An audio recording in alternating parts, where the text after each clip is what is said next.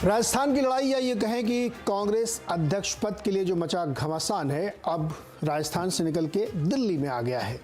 दो नए डेवलपमेंट हैं और उसी के संदर्भ में आज की ये चर्चा होगी आवाज अड्डा में। एक, अशोक गहलोत ने कह दिया साफ कि वो अध्यक्ष पद का चुनाव नहीं लड़ेंगे, आगे वो क्या होगा उनका, और उन्होंने सॉरी बोला है। जो कुछ भी घटनाक्रम राजस्थान में हुए, जो भी कुछ वहाँ पे हुआ, उसके लिए उन्होंने सॉरी बोला है और सोनिया गांधी से उनकी मुलाकात हुई। दूसरा बड़ा डेवलपमेंट ये हो रहा है कि दिग्विजय सिंह जी अब पर्चा भर रहे हैं और चुनाव लड़ रहे हैं। तो अगला अध्यक्ष कौन होगा? क्या अब रेस से बाहर हो चुके हैं गहलोत जी, तो इनमें से कोई हो रहा है या क्या होगा?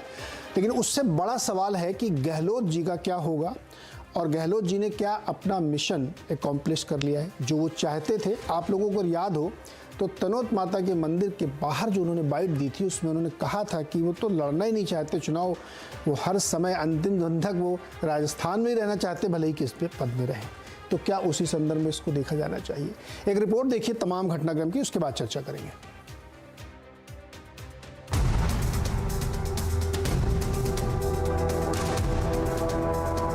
राजस्थान की लड़ाई अब दिल्ली दरबार में पहुंच गई है। विधायकों की बगावत के बाद मामला कांग्रेस आला कमान के पाले में पहुंच गया है। पर्यवेक्षकों की रिपोर्ट के बाद अशोक गहलोत ने दिल्ली में सोनिया गांधी से मुलाकात की और राजस्थान में हुए घटनाक्रम पर माफी मांगी। इसी के साथ गहलोत कांग्रेस अध्यक्ष पद की रेस से भी बाहर हो गए हैं। पूरे देश में मैसेज चला गया जैसे मैं मुख्यमंत्री बना जाना चाहता हूँ, इसलिए सब कुछ हो रहा है। मैंने सोनिया जी से भी सॉरी फील किया है, माफी मांगी है।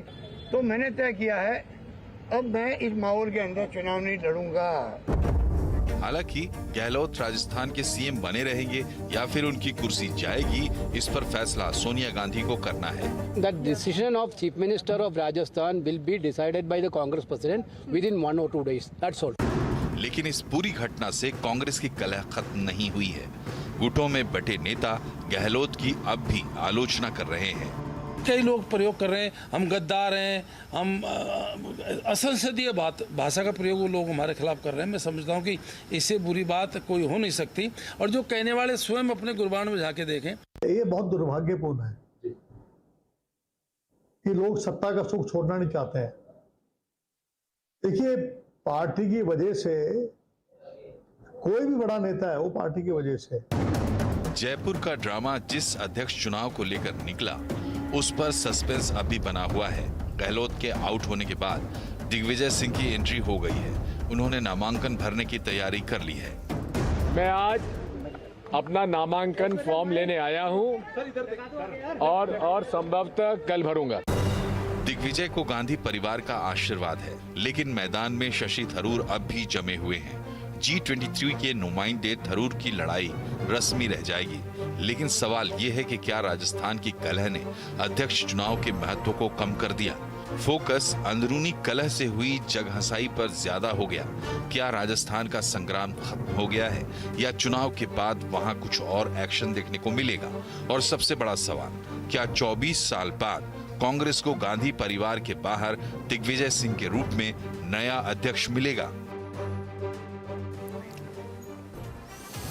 तो बड़ा सवाल यही है कि अध्यक्ष कौन होगा, और राजस्थान के घटनाक्रम की विवेचना जरूरी है, क्योंकि अभी भी आप देखिए अलग अलग तरीके के व्यूज़ रखे जा रहे हैं। हमारे साथ जो मेहमान हैं आज के, उनसे आपको मैं परिचय करा देता हूँ।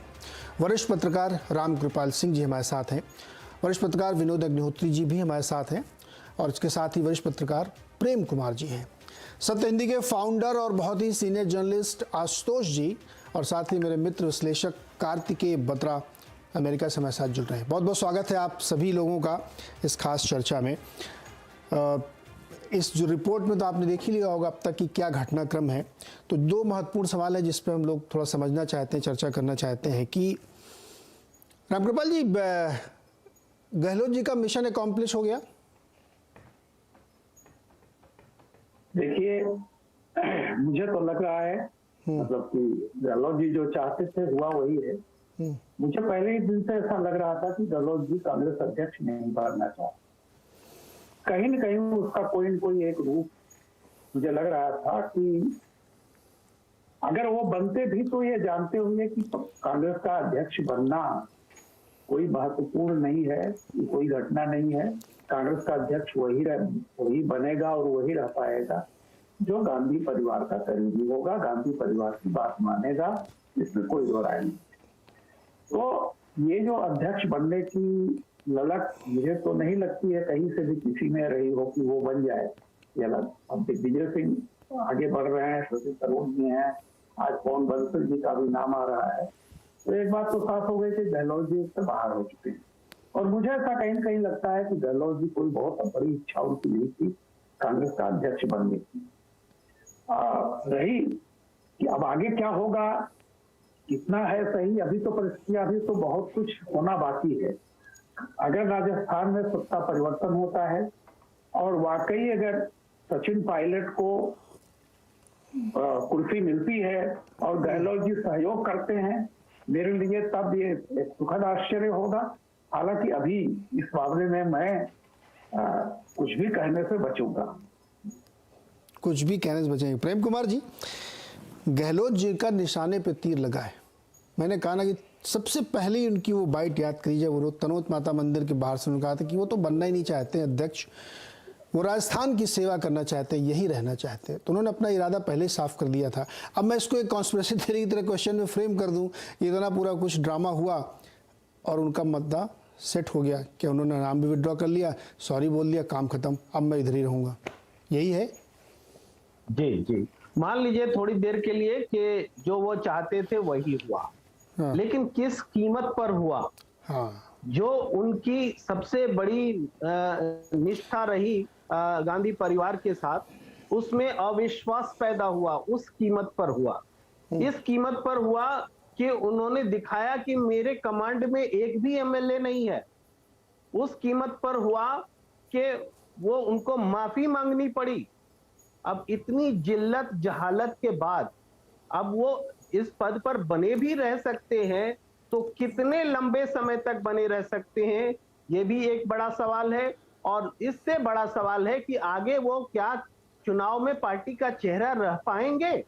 तो इतनी कीमत चुका देने के बाद अगर वो अचीवमेंट पा रहे हैं, तो मुझे लगता है उन्होंने बहुत बड़ा लूजर है वो।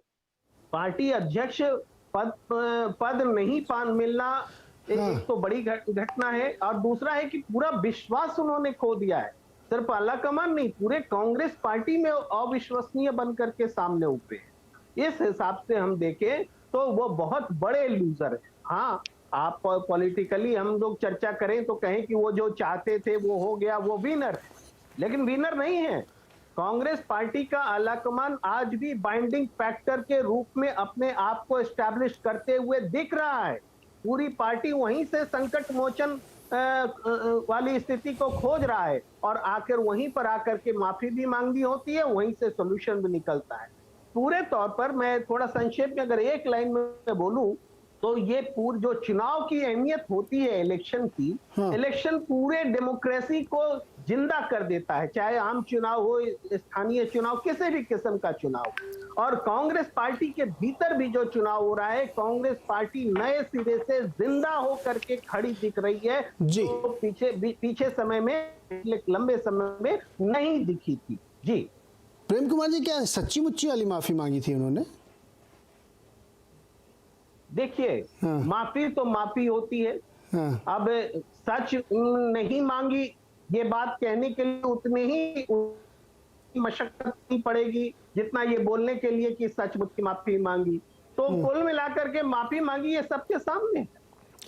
नहीं तो जिन विधायकों, आपके हिसाब से जिन विधायकों के वजह से उनको माफी मांगनी पड़ी, उनको अपने मंत्रिमंडल से बाहर कर दें? हाँ, ये आपका सवाल बहुत इनोसेंट है। तो ये जो स्थिति पैदा हुई प्रेम कुमार जी आप हंस रहे हैं। जो स्थिति पैदा हुई कि ये लोग हमारे कमांड में भी नहीं है और परोक्ष रूप से हमारी कहने पर कर भी रहे, तो दोनों इल्जाम तो उनके ही ऊपर है ना, किसी तीसरे पर तो नहीं है। मतलब खेल रचा के विक्टिम कार्ड भी खेल गए, आप ये कह रहे हैं? विक्टिम कार्ड खेल गए हैं थोड़े समय के लिए, ऐसा लग रहा है कि वो बचे हुए हैं, लेकिन वास्तव में उन्होंने अपना पॉलिटिकल करियर को कहीं ना कहीं कट शॉर्ट कर लिया है। आशुतोष जी, क्या गहलोत जी लूजर हो गए इस पूरे गेम में? लूजर है या गेनर है ये कहना तो बहुत ही मुश्किल काम है। भाई मैं क्वेश्चन रिफ्रेश करूं क्या? नहीं, मैं आपके सवाल का जवाब दे रहा हूं। हाँ। इस पूरे खेल में जो एक सबसे बड़ा लूजर है उनका नाम है सोनिया गांधी। कांग्रेस के इतिहास में 2 बार ऐसे वाकये आए हैं जब नेहरू गांधी परिवार को डिफाई किया गया है, एक 1969 में और 1978 में। और दोनों बार कांग्रेस पार्टी टूटी, और कांग्रेस पार्टी चूंकि उन दिनों कोई दूसरी पार्टी बीजेपी जैसी नहीं थी, इसलिए नेहरू गांधी परिवार के नेतृत्व में कांग्रेस पार्टी आगे बढ़ी। सोनिया गांधी जब पार्टी के प्रेसिडेंट बनी तो उनके फॉरेन ओरिजिन को लेकर डिफायंस हुआ। शरद पवार, पीए संगमा और तारिक अनवर को पार्टी छोड़नी पड़ी और बाद में पार्टी उनको उनके साथ जुड़ना पड़ा। लेकिन पिछले 22 सालों में ये पहला वाकया है जब सोनिया गांधी को किसी ने डिफाई किया। और किसने डिफाई किया है? जो उनके सबसे विश्वास पात्र माने जाते थे, सबसे ज्यादा वफादार माने जाते थे। आप जरा ये सोच के देखिए कि जो कांग्रेस पार्टी का अध्यक्ष होने वाला था, जिस पर कांग्रेस पार्टी के वर्तमान अध्यक्षा को अगाध विश्वास था, उसने विश्वासघात किया। और मैं विश्वासघात शब्द का इस्तेमाल सोच समझ के कर रहा हूं। ये जो क्राइसिस है, ये स्थिति क्यों पैदा हुई? स्थिति इसलिए पैदा हुई, इसके 2 बड़े कारण। पहला, नेहरू गांधी परिवार आज की तारीख में चुनाव जिताने की स्थिति में नहीं है, इसलिए जो छत्रप है वो पूरी तरीके से अपने विंग्स को फैला रहे हैं। उनको लगता है कि अगर ये नहीं जिता सकते तो हमें कुछ ऐसा इंतजाम करना पड़ेगा कि हम कम से कम हमारी सत्ता बनी है। दूसरी बात, जिस तरीके से पंजाब के अंदर नेहरू गांधी परिवार ने ब्लंडर पे ब्लंडर किया, वो राजस्थान में न दोहराया जाए, ये भी कोशिश कहीं ना कहीं वहां के लोगों को थी। पूरा का पूरा जो वाकया वहां हुआ है, कोई कुछ भी कहे, मैं डंके की चोट पर कहता हूं, सब कुछ अशोक गहलोत ने मैनेज किया। अन्यथा विधायकों की इतनी हिम्मत नहीं पड़ सकती अगर किसी बड़े नेता का सपोर्ट ना हो कि 92 विधायक वो नेहरू गांधी परिवार के द्वारा बुलाए गए सीएलपी की मीटिंग का बहिष्कार करें और उसके बाद बस में सवार होकर स्पीकर के पास जाएं, अपना इस्तीफा सौंप दें। अगर ये डिफायंस नहीं है, बगावत नहीं, तो क्या है? तो आज की तारीख में अगर नेहरू गांधी परिवार कुछ डैमेज कंट्रोल कर पा रहा है, वो भी अशोक गहलोत के माध्यम से जो बाहर निकल के माफी मांग रहे हैं। राजनीति में इस तरीके की माफियां सैकड़ों बार मानी जाती हैं और सैकड़ों बार उनको माफ भी किया जाता है, लेकिन दोनों पक्ष अच्छी तरीके से जानते हैं कि दरअसल जो डैमेज नेहरू गांधी परिवार को हुआ है उसकी भरपाई फिलहाल संभव नहीं। भरपाई संभव नहीं है। विनोद अग्निहोत्री जी, क्या ये एनालिसिस सही है कि ये पूरा खेल अशोक जी ने रचाया था और उनका तीर एकदम निशाने पे बैठा, उसके बाद थोड़ा माफी मांग ली, ठीक है हम अध्यक्ष बने रहेंगे, अध्यक्ष मतलब हम सीएम बने रहेंगे, अब दिल्ली का अध्यक्ष कोई देखे, तो जो इसमें डैमेज हुआ है पार्टी को या सुप्रीम लीडर जो है कांग्रेस के इस वक्त के, उनको? देखिए, डैमेज तो दोनों को हुआ। डैमेज पार्टी हाईकमान को भी हुआ और डैमेज अशोक गहलोत को भी हुआ और डैमेज सचिन पायलट को भी हुआ, क्योंकि वो भी इसमें एक बड़े किरदार थे इस पूरे। विनोद जी, एक सेकंड के लिए मैं आपको रोकूंगा। सर, मैं एक सवाल बहुत दिन से इस चर्चाओं के संदर्भ में सोच रहा हूं, सचिन पायलट के खेमे की तरफ से या सचिन पायलट के शुभचिंतकों की तरफ से या स्वयं सचिन पायलट की तरफ से इस पूरे खेल में एक स्टेटमेंट भी नहीं है कि वो कुछ चाहते रहे हों, उनके नाम पे जबरदस्ती सारा खेल होता रहा क्या? ये अपने सवाल में आप इसको भी जवाब दे दीजिएगा जी। नहीं, देखिए, अभी प्रेम कुमार जी ने बड़ा अच्छा शब्द इस्तेमाल किया था, इनोसेंस। तो इतनी इनोसेंसी सचिन पायलट जी में या राजनीति में किसी में नहीं होती है कि उनको वो अपनी तरफ से कुछ न बोले और ना कोशिश करें, ना प्रयास करें और उनका नाम लोग जो है ताजपोशी के लिए लेते रहे।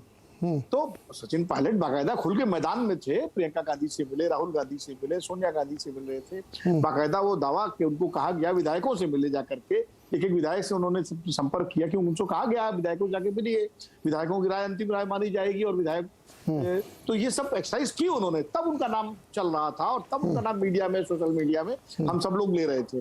तो डैमेज उनका भी हुआ, डैमेज हाईकमान को भी हुआ और डैमेज अशोक गहलोत को भी हुआ। और ये जो सारा प्रकरण आज हुआ है पर कल से लेके आज तक, वो डैमेज कंट्रोल की एक्सरसाइज थी। अशोक गहलोत ने 1.25 घंटे अगर सोनिया गांधी से बात की, अगर सोनिया गांधी बहुत नाराज थी तो मना कर सकती थी मिलने से, जैसा कि कांग्रेस हाईकमान हमेशा करती रहती है। और नाराज, क्योंकि बीच में पहले दिन बहुत नाराज थी, इसमें कोई दो राय नहीं, लेकिन बीच में जब डैमेज कंट्रोल और पर्दे के पीछे लोग सक्रिय हुए तो उन्होंने उनका गुस्सा ठंडा किया। क्लीन चिट दी गई अशोक गहलोत को सबसे पहले। क्लीन चिट के बाद जो है उनको मिलने के लिए दिल्ली आए, समय दिया गया, 1.25 घंटे सोनिया जी के साथ उनकी बातचीत हुई। तो 1.25 घंटा अगर नाराजगी की बात होती तो वो निकल करके 5 मिनट बाद चले जाते हो, कार में बैठते चले जाते वापस। लेकिन वो 1.25 घंटे बाद निकले, मीडिया से बात की, मीडिया के सामने उन्होंने बाकायदा माफी मांगी, सॉरी कहा, अपनी नैतिक जिम्मेदारी ली, कहा कि मेरी गलती है, मैं फेल हो गया, यानी जो कहा जा सकता था वो कहा। और उसके बाद ये भी कहा कि मुख्यमंत्री का फैसला सोनिया जी करेंगी, कांग्रेस अध्यक्षा करेंगी, यानी पूरा एक तयशुदा हिसाब से उन्होंने बात कही। और उसके तुरंत बाद केसी वेणुगोपाल जी आते हैं और वो कहते हैं कि 1-2 दिन में डे और 2 be decided by Congress president. तो यानी ये पहले अंदर से तय हो चुका है कि भाई आप माफी मांगेंगे जाकर के बाहर, आप ये सारी चीजें जो है करेंगे। और इससे क्या हुआ कि अथॉरिटी जो इरोड हो रही थी वो दोबारा उसको जो है रीएस्टेब्लिश करने की कोशिश है कि भाई नहीं, सोनिया जी फाइनल है, अशोक गहलोत खुद मान गए। और अशोक गहलोत को कांग्रेस अध्यक्ष पद का चुनाव नहीं लड़ेंगे ये कह के उनको ये भी बता दिया गया कि भाई आप की मनमानी नहीं चलेगी। अब रही बात सीएमशिप की, उसका फैसला छोड़ दिया गया सोनिया जी पर, यानी एक तरह से उसको लटका दिया गया। तो इससे हाईकमान की अथॉरिटी जो है वो रिस्टोर हो, ये पूरी उसकी एक्सरसाइज है। अब अगर अशोक गहलोत सीएम कंटिन्यू करते भी हैं, जो शायद करें, जो स्थितियां हैं, तो उसमें ये मैसेज जाएगा कि वो हाईकमान की ब्लेसिंग से ही सीएम है वहां पर। तो ये पूरी अथॉरिटी रिस्टोर करने की पूरी एक्सरसाइज हुई और इसीलिए वो उन्होंने विनम्रता दिखाई। और इस तरह सारा जो आप कह रहे ना सच्ची मुच्ची की माफी, ये तो माफी स्ट्रेटेजिकल माफी है और एक तरह से डैमेज कंट्रोल है। क्योंकि ये बात सही है कि रिश्ते जिस तरह के परिवार से रहे हैं उनके, उसमें बाद ही जो हुआ इसका विश्वास इस पर किसी को नहीं था। मैं एक बात नीरज जी, मैं एक बात करके देखिए, जब विधायक वहां बैठे थे शांतिलाल धारीवाल के यहाँ, ये बात अशोक गहलोत को भी पता थी, मल्लिकार्जुन खड़गे को भी पता, जयमाकर को भी पता थी। अरे भाई वहां से तीनों लोग उठते और धारीवाल जी के यहाँ आ जाते और कहते हम आगे बता, बैठ के यहीं बैठक करते हैं। तो क्या धारीवाल जी गेट नहीं खोलते क्या अशोक गहलोत के लिए, मल्लिकार्जुन खड़गे के लिए? ये तो पॉलिटिकल नेता ये कर सकते थे आराम से, चलो यहाँ मीटिंग हमने यहाँ बुलाई, यहाँ नहीं वहीं चलते हैं, वहीं बात करते थे अगर विधायक नहीं आ रहे हैं, ये हो सकता था। लेकिन इसीलिए आशुतोष जो कह रहे हैं या हम सब कह रहे हैं कि कहीं ना कहीं अशोक गहलोत जी तो के बिना इशारे के संभव ही नहीं था ये, मतलब 10 विधायक नहीं जाते भाई। तो विनोद जी आपने शुरू में कहा कि दोनों को नुकसान, तो फिर अशोक जी को क्या नुकसान हुआ? वो अध्यक्ष नहीं लड़ेंगे आप, ये तो चाहते ही थे, सीएम बने रहेंगे ये भी वो चाहते थे, तो उनका नुकसान क्या हुआ? नहीं, अशोक जी को नुकसान हुआ है। देखिए, जो एक ट्रस्ट डेफिसिट हो गया आपस में, नंबर 1 अध्यक्ष, कांग्रेस अध्यक्ष बनने का जो एक मौका था। देखिए, सीएम 1 साल के सीएम है, वो मान लीजिए बने रहे चुनाव तक, उसके बाद गारंटी तो है नहीं चुनाव जीतेंगे और हार की संभावनाएं ज्यादा लोग बता रहे हैं। ऐसे स्थिति में उसके बाद क्या होगा? आप कांग्रेस अध्यक्ष बन करके और सोनिया परिवार, गांधी परिवार से मिल करके आप बहुत कुछ कर सकते थे, राष्ट्रीय फलक पर कर सकते थे। और कल को कोई अगर खिचड़ी पकती 2024 में कोई संभावना बनती तो शायद कांग्रेस की तरफ से आप मनमोहन सिंह की कैंडिडेट बन जाती। तीसरी बात, आपके इतिहास में नाम हमेशा रहता, कांग्रेस अध्यक्ष का नाम सब जानते हैं, सीताराम केसरी को भी याद किया जाता है, उनकी भी फोटो लगती है कांग्रेस। मटेरियल गेन ज्यादा मैटर करता है ना सर? मटेरियल गेन ये तो तय आपको करना है कि आपको कौन सा गेन चाहिए, मटेरियल चाहिए या आपको इतिहास में और लार्जर पिक्चर में आपको गेन लेना है। तो ये उनको शायद राजस्थान सीएम की कुर्सी ज्यादा प्यारी लगी तो उन्होंने वो रास्ता अपनाया, लेकिन नुकसान तो उनका हुआ है। हाँ, मैं किसी राजस्थानी नेता को सुन रहा था कि एक मुट्ठी बाजरे के लिए उन्होंने दिल्ली का दिव्या मदेरणा जी ने कहा, ये वो बहुत अच्छा उनका डायलॉग लगा। लेकिन वो एक मदेरणा की बेटी है वो। हाँ, एक मुट्ठी बाजरा भारी पड़ रहा है सर इस समय।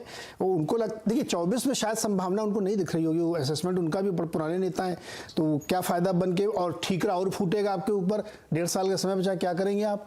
तो ये बहुत सारे फैक्टर होंगे, इस पर आगे हम चर्चा करेंगे। लेकिन कार्तिकेय जी, आप रिसर्चर भी हैं, तो मैं आपसे कह रहा हूँ, जैसे हम लोग रिसर्च करते हैं तो पहले ऊपर थीसिस लिख लेते हैं कि हमको ये सिद्ध करना है, उसके बाद नीचे उसको प्रूव करने के लिए अपने सबूत जुटाते हैं। तो इस पूरे घटनाक्रम में आप क्या थीसिस लिखेंगे अगर लिखना होगा आपको? देखिए, थीसिस तो पता नहीं, कंक्लूजन बता सकते हैं कि क्या होगा। हाँ, तो आपने कुछ सवाल पूछे, मैं कोशिश करूंगा उनके जवाब देने की।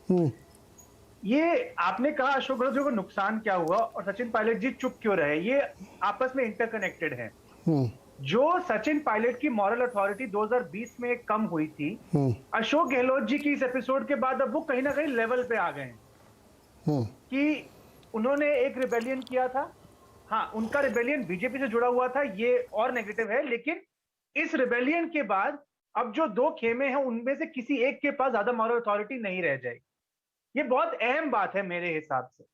आप कह रहे हैं कि इसमें अशोक गहलोत जी को नुकसान क्या हुआ, मुझे लगता है कि उन्होंने, और ये प्रेम कुमार जी जब कह रहे थे मैं बिल्कुल सहमत हूं कि बचा तो ली कुर्सी, लेकिन कीमत जो वो चुकाएंगे शायद वो उस गेन के बनिस्बत काफी ज्यादा होगी। कारण इंटरनली कांग्रेस में उनकी जो एक विश्वसनीयता है उस पर एक प्रश्न चिन्ह लगेगा। अगर सही में दिग्विजय सिंह जी राष्ट्र प्रेसिडेंट बन जाते हैं कांग्रेस के, तो असल में चॉइस हाईकमान की ही है, लेकिन वो गहलोत साहब नहीं है। तो अब हाईकमान और दिग्विजय सिंह क्या डिसीजन लेते हैं राजस्थान पर, गहलोत जी का उसमें क्या से रहेगा, ये हम नहीं जानते। ये भी अहम बात है। आप इस पूरे वाक्य को ऐसे देखिए कि एक तरीके का एक स्क्रीनिंग इंटरव्यू था गहलोत जी के लिए, और उस स्क्रीनिंग इंटरव्यू में गहलोत जी ने शायद उतने अंक नहीं पाए जितना वो पा सकते थे अगर वो 1 साल की सत्ता का लोभ छोड़ देते तो। और सचिन पायलट के लिए एक फायदा ये भी हो सकता है कि अगर और देरी से सत्ता छोड़ें गहलोत साहब और ये चुनाव अगला हार भी जाते हैं, तो उसका ठीकरा किसके सर फूटेगा, पायलट साहब के सर पे या गहलोत साहब के सर पे। तो मुझे लगता है इसमें व्हील्स विद इन व्हील्स हैं।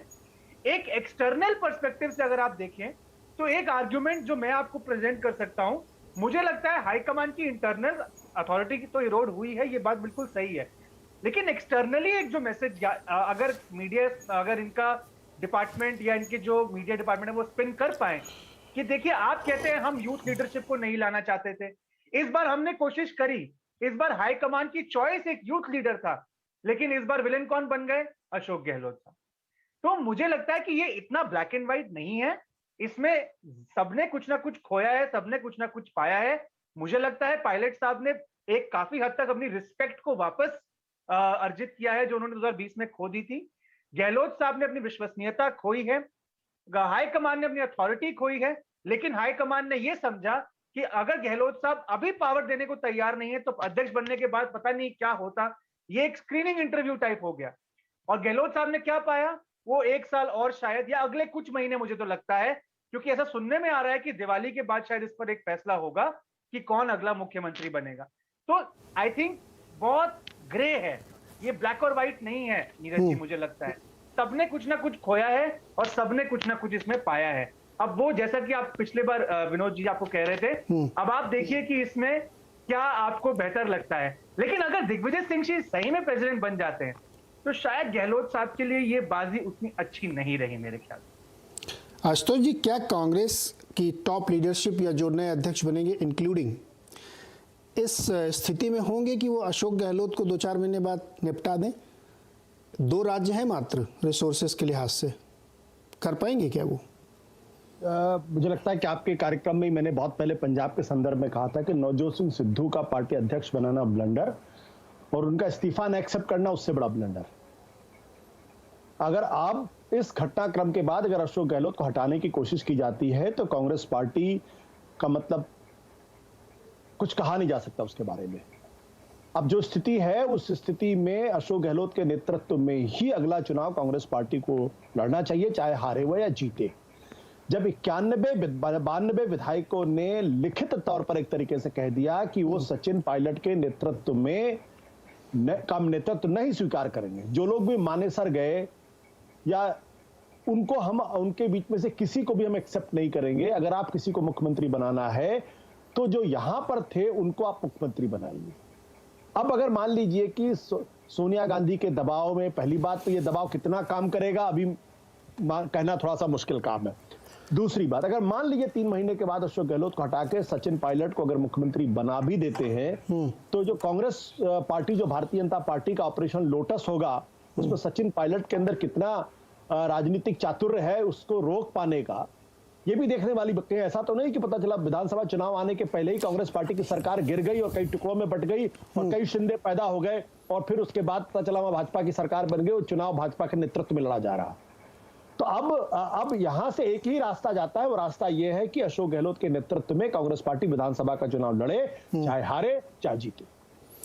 तो बात तो वही आप भी कह रहे हैं कि शायद क्या मतलब पक्के तौर पे कांग्रेस ने अभी जो ताजा घटनाक्रम हुआ उससे सबक लेते हुए ये रिस्क क्यों लेगी कि जहां पे इतने ताकतवर नेता आपके सामने खड़े, जो आपने अपने पहले स्टेटमेंट में कहा था कि इसके दूरगामी परिणाम अलग अलग क्षेत्रों को मैसेज भी जाएगा, तो वो कैसे कर पाएंगे फिर? वो तो बिल्कुल साफ दिख रहा है कि नहीं हट सकते, नहीं हटा नहीं सकते उनको, अध्यक्ष कोई भी बन जाए।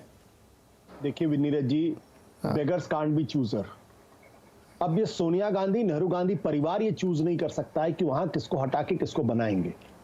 ये बात इस एपिसोड से बिल्कुल पूरी तरीके से स्पष्ट हो गई है और वो इसलिए स्पष्ट है क्योंकि नेहरू गांधी परिवार आज अपने बल पर चुनाव कांग्रेस पार्टी को जिता नहीं सकता। किसी भी राज्य के अंदर इस बात की गारंटी नहीं है कि कल वो अशोक गहलोत को हटा के सचिन पायलट को बना देंगे, उसके बाद नेहरू गांधी परिवार का करिश्मा काम करेगा और फिर सचिन पायलट को चुनाव जितवा के वो वहां मुख्यमंत्री बनवा सकते हैं। अगर ये कुवत अगर नहीं है तो जाहिर सी बात है फिर आपकी नहीं चलेगी। आप एक एडमिनिस्ट्रेटिव हेड है। अब इस घटनाक्रम के बाद सोनिया गांधी, राहुल गांधी, प्रियंका गांधी, जो कोई गांधी है, they are only an administrative head, they are simply coordinator, इसके अलावा कुछ नहीं है जी। अगर उनको वाकई में अपनी अथॉरिटी को रिस्टोर करना है तो उनको कई राज्यों में कांग्रेस पार्टी को चुनाव जिताना पड़ेगा।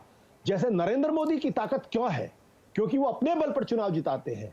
वो उत्तराखंड के अंदर 3 मुख्यमंत्री बदलते हैं लेकिन फिर भी जिता देते हैं। गुजरात के अंदर किसी को भी बना देते हैं लेकिन जिता देते हैं। दिल्ली के अंदर सारे काउंसिलर बदल देते हैं लेकिन जिता देते हैं जी। अगर ये कुवत है तब तो आपकी अथॉरिटी रहेगी। जब चाहे अशोक गहलोत हो, सचिन पायलट हो, सीपी जोशी हो, कोई फर्क नहीं पड़ता। जी कार्तिकेय, आप कुछ कमेंट करना चाहते हैं? क्विक करिए, फिर मैं आराम कृपाली के पास जाता हूं। कार्तिकेय अनम्यूट करिए अपने को प्लीज। चैलेंज कांग्रेस के पास अब यही है कि इस सब के बाद अगर गहलोत साहब सीएम बने रहते तो पायलट साहब को वो कैसे रिटेन करें कांग्रेस। ये अगर इस प्रश्न का सवाल वो ढूंढ लेते हैं तो मुझे लगता है कि राजस्थान का चैप्टर अभी के लिए कहीं ना कहीं बैक बर्नर पर चला जाएगा। और अगर राजस्थान अगली बार जाके चुनाव में जाता है गहलोत साहब के अंडर और हार जाता है तो निश्चित है कि उसके बाद पायलट ही राजस्थान में कांग्रेस के लीडर होंगे।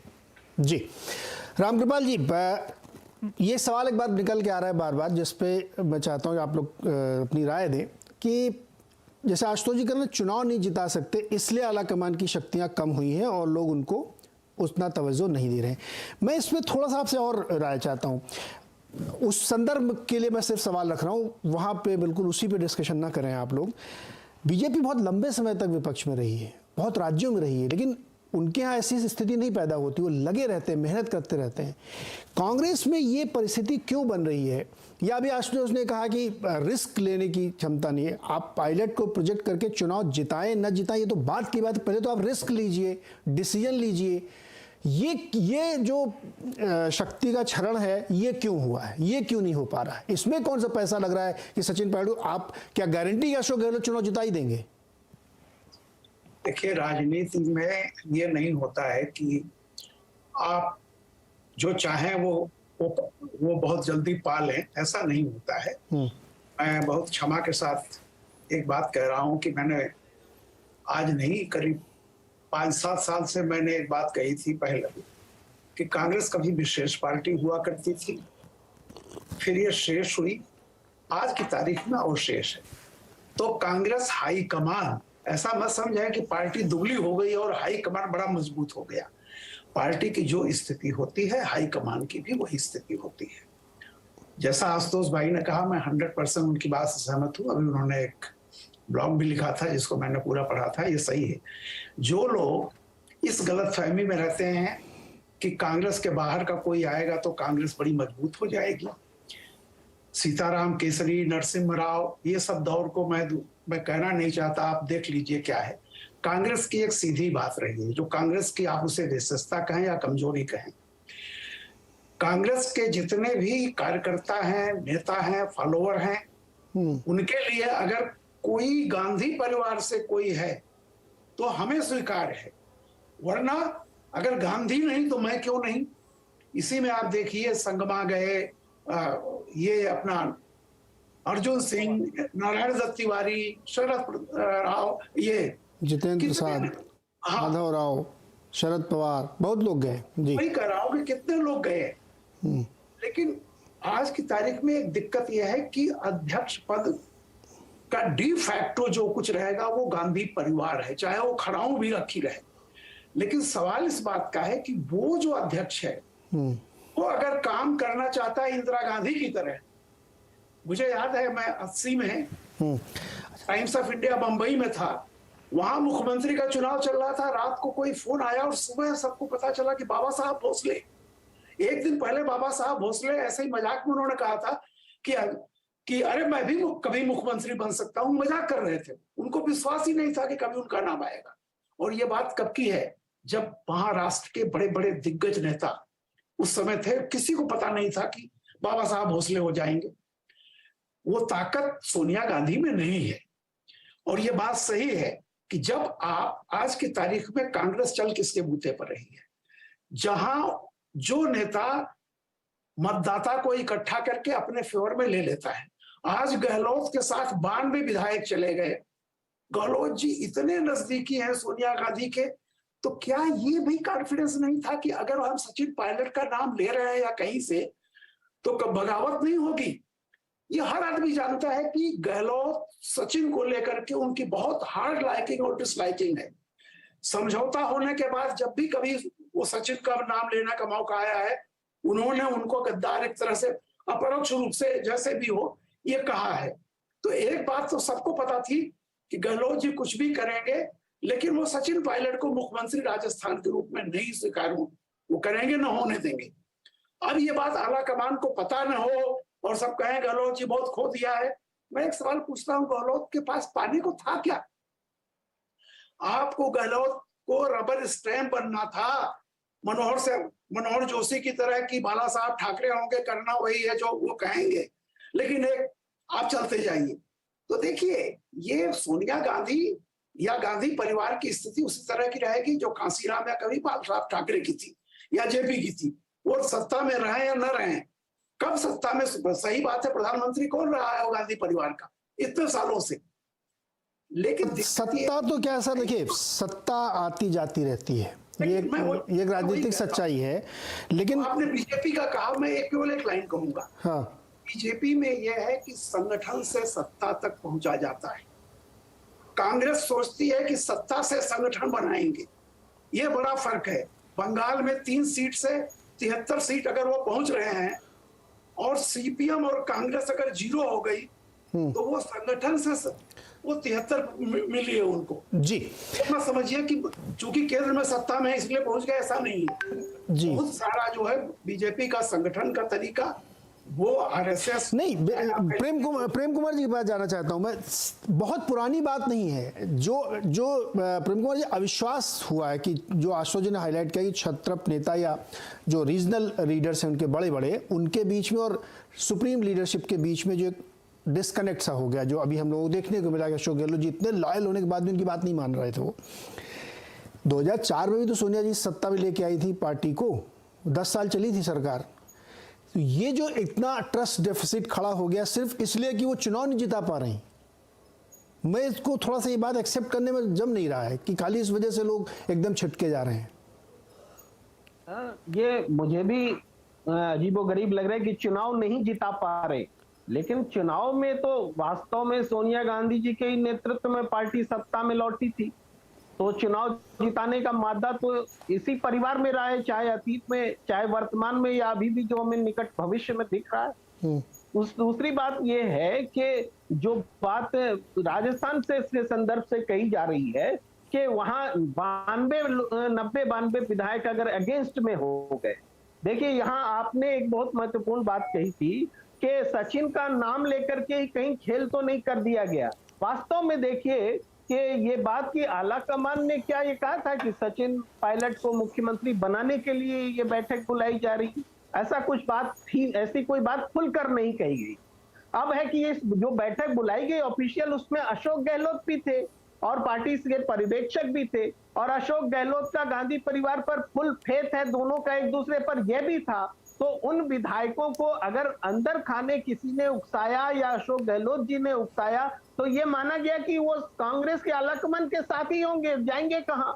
तो इस तरीके से अलग से शक्ति परीक्षण, हाँ, ये हम नहीं मान सकते कि आलाकमान के विरोध में ये शक्ति परीक्षण है। ये सचिन पायलट के विरोध में शक्ति परीक्षण हो सकता है, लेकिन आलाकमान के विरोध में ये शक्ति परीक्षण नहीं है, या उसमें गुंजाइश है या डिवीजन होगा इस शक्ति परीक्षण में, ये मैं कहता हूं। तो इस लिहाज से आलाकमान के प्रति ये पूरा अविश्वास नहीं है। ये एक इंपॉर्टेंट नोट पे ध्यान दिलाना चाहता हूं। इसके बाद अगर हम देखें तो कांग्रेस पार्टी की जो जैसे सत्ता से संगठन और संगठन से सत्ता वाली बात जो रामकृपाल सर कह रहे हैं, इसमें देखिए ये तो बहुत नेचुरल सिचुएशन है भाई। बीजेपी कभी सत्ता में रही नहीं थी, जनसंघ सत्ता में रहा नहीं था, तो वो तो संगठन से ही सत्ता में जाएंगे। और कांग्रेस के लिए भी नेचुरल थी कि शुरू से वो सत्ता में रही तो सत्ता से ही संगठन में जाएंगे। ये कोई नई बात नहीं है, लेकिन हाँ, अब नई चुनौती अब है कि वो सत्ता से अधिसंख्य राज्यों में बाहर है, तो क्या वो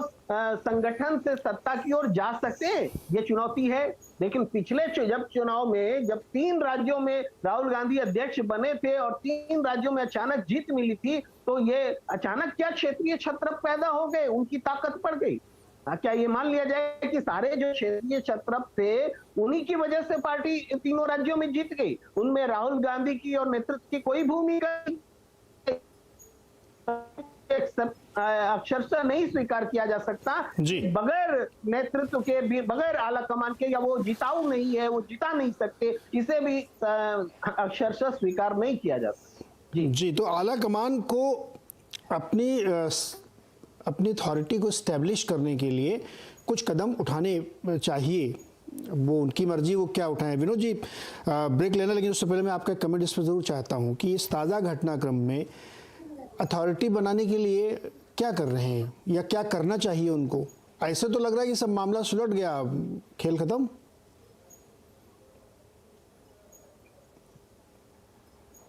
विनोद जी, अनम्यूट करिए अपने को। हाँ नीरज जी, पहली बात तो ये है कि मैं एक बात, हम सब लोग बहुत जल्दी करंट इतिहास भूल जाते हैं। जब बीजेपी सत्ता से बाहर थी तो बीजेपी में भी यही स्थितियां थी।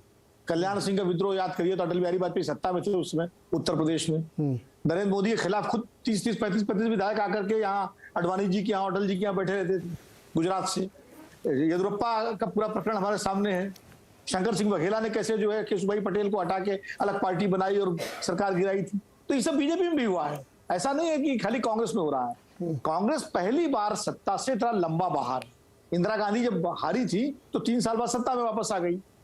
राजीव गांधी हारे तो 2 साल बाद सत्ता में वापस आ गए, 1.5 साल बाद कांग्रेस आ गई। और फिर जो है नरसिम्हा राव हारे तो फिर 6 साल बाद सत्ता में आ गई। ये लगातार जो चुनाव कांग्रेस 2014 और 2019 का हार के लगभग 10 साल सत्ता से बाहर हो रही है और राज्य में हो रही है, तो वो जो फ्रस्ट्रेशन और निराशा कार्यकर्ताओं और छत्रपों में है, वो एक बड़ा कारण है नंबर 1। और ये बात सही है आंशिक रूप से कि नेतृत्व, मैं आशुतोष की बात से और रामपाल जी की बात से सहमत हूं कि जब वोट जिताऊ नेता होता है तभी पार्टियां एकजुट रहती हैं, तभी उनमें जो है अनुशासन भी रहता है। यही जनसंघ जो है सबसे बड़ा संगठन था, लेकिन जनसंघ जब तक अटल बिहारी वाजपेयी नेता नहीं बने वोट जुटाऊ, तब तक सत्ता में नहीं आ पाया। और 10 साल जब अटल बिहारी वाजपेयी पीछे चले गए तो 10 साल सत्ता से बाहर रहा संगठन, और जब नरेंद्र मोदी वोट जिताऊ नेता के रूप में आ गए तो सत्ता में फिर आ गया संगठन। तो संगठन से खाली नहीं होता, ये देश अवतार पूजा का देश है। यहाँ नेता से भी संगठन बनता है और नेता से भी सत्ताएं मिलती है। आप राज्यों में देख लीजिए, यही स्थिति है। बंगाल देख लीजिए, सीपीएम सबसे ज्यादा कार्डर बेस्ड पार्टी थी और ज्योति बसु के हटते ही जो है कैसे गायब हो गई, ममता बनर्जी वहां नेता बन के सामने आ गई, वही उसी चाल पे चलते हुए। तो ये राजनीतिक दलों में होता है। जहां तक आगे की बात है कि हाईकमान की अथॉरिटी की बात आपने जो कही कि कैसे उसको एस्टेब्लिश किया जाए, तो पहला तो स्टेप हो गया कि अशोक गहलोत ने सार्वजनिक रूप से, वो कमरे के अंदर ही माफी मांग सकते थे, मांग के आए भी होंगे, और उसको उन्होंने पब्लिक में कह दिया, मीडिया में कह दिया और सब कुछ सोनिया जी पे छोड़ दिया। तो पहली एक्सरसाइज तो हाईकमान की अथॉरिटी एस्टेब्लिश करने की हो गई। दूसरी बात यह है कि जो स्थितियां राजस्थान की हैं, अभी हाईकमान पहले तो गुजरात का चुनाव देखना है, उसको हिमाचल का चुनाव देखना है। कल ही हिमाचल में जो हर्ष महाजन चले गए बीजेपी में, जो इनके बड़े नेता थे, वहां कार्यकारी अध्यक्ष थे। तो इन स्थितियों में राजस्थान में सत्ता मुख्यमंत्री बदल करके, अच्छा पंजाब से हम लोग तुलना करते हैं, पंजाब और राजस्थान में फर्क है। पंजाब में विधायक अमरिंदर सिंह के खिलाफ थे, यहाँ विधायक अशोक गहलोत के साथ एकजुट है। आप फर्क तो देखिए ना, वहां जब अमरिंदर सिंह को हटाया गया तो एक विधायक खाली गए थे उनके फार्म हाउस से मिलने, और वो अभी बाद में लौट आए थे, और एक विधायक ने ना इस्तीफा दिया ना बयान दिया अमरिंदर सिंह के साथ। यहाँ 93 बैठ गए अशोक गहलोत के साथ। तो पंजाब से तुलना करने से पहले हमको ये भी देख लेना चाहिए कि अशोक गहलोत और विधायक क्यों बैठे अशोक गहलोत के साथ। विधायक वो होते हैं जो सूंघ लेते हैं जमीन पर किसका जोर है। तो उन्होंने देख लिया कि भाई अगर चुनाव अशोक गहलोत के नेतृत्व में लड़ेंगे तो शायद थोड़ी बहुत बच जाए लाज। जी सर। तो ये अब अच्छा, क्या वो रिस्क कांग्रेस पार्टी लेगी कि अशोक गहलोत को हटा करके आप मान लीजिए सचिन पायलट को बना दें, सीपी जोशी को बना दें, तो फिर विधायक एकजुट रहेंगे और ऑपरेशन लोटस नहीं होगा क्या, जो कि बिल्कुल बीजेपी एकदम निगाह गड़ा बैठी है राजस्थान। तो ये सब चीजें कांग्रेस हाईकमान सोचेगा कि कहीं अथॉरिटी स्टेब्लिश करने के चक्कर में अथॉरिटी चली ही ना जाए सब पूरी। जी सर, भी ध्यान रखना पड़ेगा। तो ये सारी संवेदनशील स्थिति है। यही तो सर कैच 22 है कि आप ऑपरेशन लोटस से डर के कोई रिस्क नहीं लेंगे, और आप रिस्क सरकार गंवा दे कर दिया तो नहीं भाई, कई तो 2 कदम आगे 2 कदम पीछे भी हटना पड़ता है। तो लेनिन का सिद्धांत है 2 कदम आगे 1 कदम पीछे। नहीं सर, मिस हैंडलिंग का केस पंजाब से हो सकता है कि एप्पल टू एप्पल कंपैरिजन ना हो, लेकिन एक बहुत जबरदस्त मिस हैंडलिंग का ताजा उदाहरण है पंजाब। नहीं, मिस हैंडलिंग तो हुई है, इसमें तो किसी को एतराज नहीं मिस हैंडलिंग। तो अब आप उसको कैसे हैंडल करते हैं, ज्यादा मिस हैंडलिंग करते हैं। हाँ, नहीं एक बात जो आपने अभी कही कि लीडरशिप से भी बहुत काम होता है, तो मतलब आप ये कह रहे हैं कि लीडरशिप क्राइसिस है भयंकर कांग्रेस में कि उसमें किसको एतराज है। वो तो समस्या, राहुल गांधी वही तो भरने की कोशिश कर रहे हैं पद यात्रा के जरिए, जनता से सीधे जुड़ करके। जो उन पे आरोप लगते हैं कि भाई रिलेक्टेंट हैं, विदेश चले जाते हैं, ये नहीं है, मिलते नहीं लोगों से, तो उन्होंने कहा 6 महीने हम कहीं जाएंगे ही नहीं, हम देश में घूम रहे हैं पब्लिक के बीच। तो एक पॉलिटिकल एक्सरसाइज कर रहे हैं। जी सर, उसका फॉलो सर इतना सफल होता है वो लगता है। विनोद जी एक छोटा सा ब्रेक लेना, मुझे ब्रेक के बाद लौट के आते हैं। कार्तिकेय आपके पास ही आ रहा हूं मैं, आप इशारा भी करे तो, और आशुतोष जी आप भी, आप पंजाब का बार बार कंपेरिजन क्यों करते हैं जब उसमें परिस्थितियां अलग थी। छोटा सा ब्रेक, लौट के आते हैं।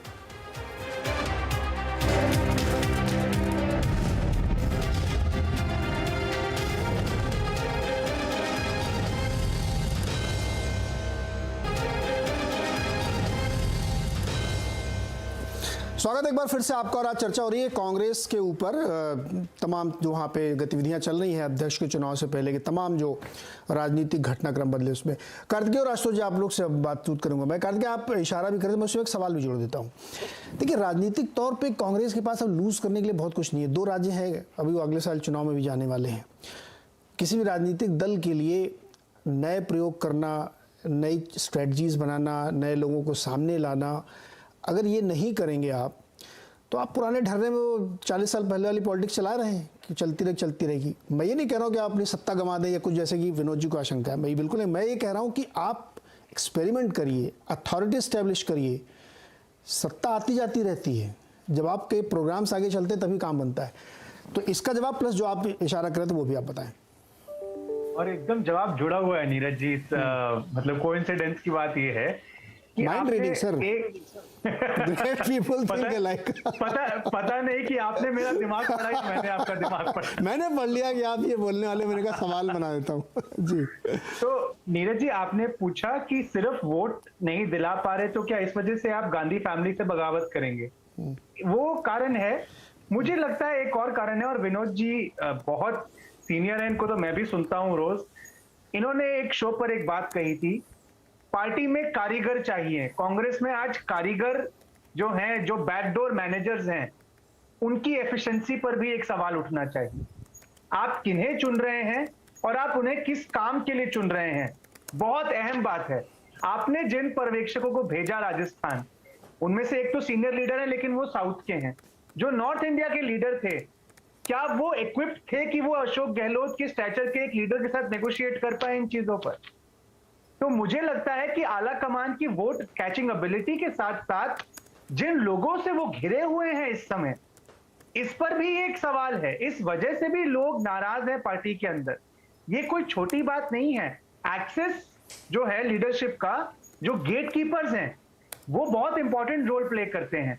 हमारे में तो बोलते हैं, मैं मैनेजमेंट का स्टूडेंट रह चुका हूं, कि अगर कोई पार्टी छोड़ के जा रहा है तो देखिए, अगर कोई ऑर्गेनाइजेशन छोड़ के जा रहा है तो देखिए उनके मैनेजर ने क्या गलती करी है। तो यहाँ पे वही लॉजिक गेटकीपर पे भी अप्लाई होता है। आपने कहा कि एक जनरेशनल चेंज जरूरी है। 2-3 चीजें हैं इसमें। कांग्रेस जनरेशनल चेंज लाने की कोशिश कब कर रही है? जब वो पावर से बाहर है। ऐसे में ये पेनफुल होगा। बीजेपी ने जब जनरेशनल चेंज किया स्टेट दर स्टेट, वो तब किया जब उनकी ब्रूट मेजॉरिटी थी सेंटर में और वो राज्य दर राज्य जीत रहे थे। तो खट्टर साहब आए, फडणवीस साहब आए, योगी जी आए, हिमंत बिस्वा शर्मा आए, त्रिपुरा के मुख्यमंत्री आए। ये कब हुआ? जब मोदी जी ब्रूट फोर्स के साथ मेजॉरिटी में दिल्ली में बैठे हुए थे। कांग्रेस की आज स्थिति ये है, आउट ऑफ पावर है और जनरेशनल चेंज लाने की कोशिश कर रहे हैं। मैं जिस एज ब्रैकेट में आता हूं, मैं जनरेशनल चेंज का बहुत बड़ा प्रोपोनेंट हूं। लेकिन वही बात है कि आप उसे कितना टैक्टफुली करें। एक आखिरी बात जी, कांग्रेस ने पंजाब में जो गलती करी उसकी वजह से जनरेशनल चेंज को लेकर वो और थोड़े स्केप्टिकल हो गए हैं, ये बहुत ही ऑब्वियस है। लेकिन आप देखिए पंजाब को कितने बुरे तरीके से हैंडल किया गया वाजपेयी जी। अगर पंजाब को अच्छे से हैंडल किया जाता तो शायद वो एक अच्छा एग्जाम्पल भी बन सकता था। मेरा मतलब ये है कि आप जानते थे कि अमरिंदर सिंह साहब के साथ ज्यादा एमएलए नहीं है, ठीक है, चेक। लेकिन उसके बाद आपने क्या किया? जिस व्यक्ति के उकसाने पर आपने अमरिंदर सिंह जी को हटाया, उनको आपने मुख्यमंत्री नहीं बनाया, कोई भी कारण हो। मुख्यमंत्री आपने किसी और को बनाया और उस प्रोसेस में आपने उन सुनील जाखड़ को भी एलियनेट कर दिया, जिनके अपेरेंटली जो वो कहते हैं कि सीएलपी मीटिंग में नंबर 2 के वोट मेरे पास थे अमरिंदर सिंह के बाद, मतलब मैं सबसे लीड कर रहा था। तो आपने उस स्टेट में 4 पावर सेंटर क्रिएट किए, उसमें से केवल एक खुश था। तो पंजाब का एक्सपेरिमेंट जिस तरीके से किया गया वो डिजास्टर था। उसकी इंटेंट मुझे नहीं लगता कि डिजास्टरस थी। और अब क्योंकि वो एक गलत एक्सपेरिमेंट कर चुके हैं, इसलिए स्टेट दर स्टेट और सर्कमस्पेक्ट जिसे बोलते हैं हम, या और केजी हो रहे हैं। तो सिचुएशन इतनी आसान नहीं है। लेकिन जनरेशनल चेंज का जो मैसेज है, आपको क्या लगता है राजस्थान तक सीमित रहता? नहीं, वो जनरेशनल चेंज का मैसेज पूरे देश में जाता। लेकिन आज कांग्रेस की स्थिति ऐसी है कि जब वो करना भी चाह रहे हैं तो उनके सामने ये बाधाएं आ रही हैं और जो छत्रप है वो उनको कार्तिकेय, बाधाएं आएंगी। देखिए लीडरशिप को इन बाधाओं से, इन चीजों से डरने वाला अगर है तो फिर लीडर नहीं है वो। ये सब बाधाएं नहीं मानती। नीरज जी देखिए, आपकी बात देखिए, इतना आसान नहीं है। कॉस्ट बेनिफिट होता है सर। आसान होता तो फिर लीडरशिप थोड़ी करती, फिर तो माकन जी कर लेते। लेकिन मेरी बात खत्म होने दीजिए। आप मुझसे बेहतर समझते हैं कॉस्ट बेनिफिट एनालिसिस। हाँ। उस समय पर लीडरशिप को क्या लगता है कि कितना कॉस्ट है, कितना बेनिफिट है? जैसा कि आपने कहा रिसोर्सेज वाइज, अगर आज ऑपरेशन कमल राजस्थान में भी हो जाता है इस ट्रांजिशन के चक्कर में, तो रिसोर्सेज वाइज आपके पास क्या बचेगा? तो मैं आपसे बिल्कुल सहमत हूं कि रिस्क टेकिंग होती है, लेकिन रिस्क टेकिंग के लिए एक पीछे का कुशन चाहिए। और कांग्रेस तो वैसे भी सत्ता के ग्लू से चलती है, कोई संगठन तो कुछ है नहीं। कार्तिकेय, मैं आपकी बात से सहमत हूं, लेकिन मैं एक दूसरी प्रीमाइस रखना चाहता हूं कि जब आप बहुत लूजिंग एंड पे खड़े हुए हैं, लगातार आपके हाथ से चीजें निकल रही हैं, तो आपको फिर कंपनी रिस्ट्रक्चर करनी पड़ती है, कॉस्ट बेनिफिट एनालिसिस। तो ये रिस्ट्रक्चरिंग का समय है, बहुत अच्छा एक मौका था एस्टैब्लिश करने का, एक उदाहरण बना देते हैं यहाँ पे, लेकिन वो नहीं कर पा रहे। सर आशुतोष जी से मुझे कमेंट लेना है। आखिरी बात, रिस्ट्रक्चरिंग के लिए जिस तरह के पर्सनल आपको चाहिए, क्या उनका चयन आप सही से कर रहे हैं? ये भी एक सवाल, मैं यही कह रहा हूँ। आशुतोष जी, एक तीर से कई निशाने साधने की कोशिश की गई पंजाब में, लेकिन सब धनुष बाण भी टूट गया और निशाने तो लगे ही नहीं। और आप कंपेयर करते हैं पंजाब से।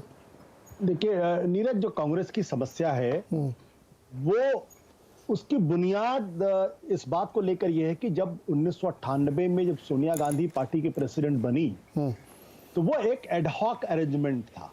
चूंकि नरसिम्हा राव सीताराम केसरी से पार्टी संभल नहीं रही थी, इसलिए उनको मजबूरी में लेकर आया गया।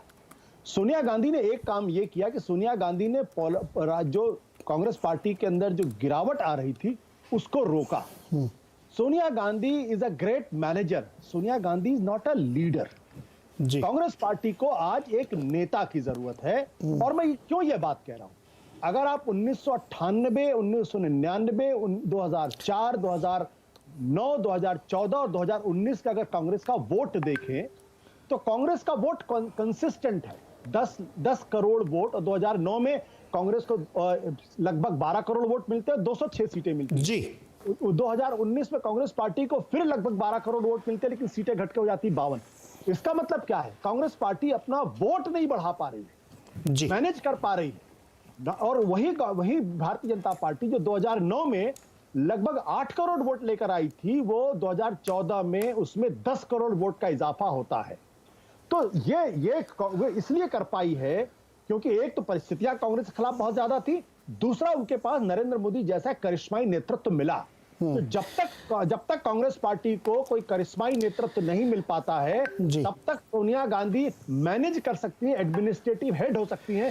She is not a leader. इसलिए कांग्रेस पार्टी जो है 12 करोड़ वोट लेने के बाद भी सरकार नहीं बना पा रही। जी, समय एकदम समाप्त हो रहा है। मैं तो ये, आप सारे लोग बात अपने अपने हिसाब से सब बिल्कुल सही एनालिसिस कर रहे हैं। मेरा इसमें ये मानना है कि आप अब आसमान से टपकेगा नहीं, नेता बनाना ही पड़ेगा आपको। नेता बनते भी हैं। अभी देखिए, कांग्रेस की सरकार बन जाए मान लीजिए, आपको दसियों ऐसे बड़े बड़े नेता पता नहीं कहां से आके दिखेंगे जो काम करने लगेंगे और बड़े अच्छे लोग दिखेंगे, लेकिन जैसे सत्ता गई तो छुप जाते हैं। उन छुपे हुए नेताओं को आगे लाना ही लीडरशिप का काम है। उसी को कहते हैं कि आप ओवरहॉलिंग करिए, रिस्ट्रक्चरिंग करिए, जो इस वक्त की ज़रूरत है। लेकिन अगर आप पुराने ढर्रे पर ही चल रहे हैं तो गहलोत जी या कोई भूपेश बघेल जी जैसे लोग आपको हमेशा डराते धमकाते रहेंगे और बैकफुट पे आप रहेंगे।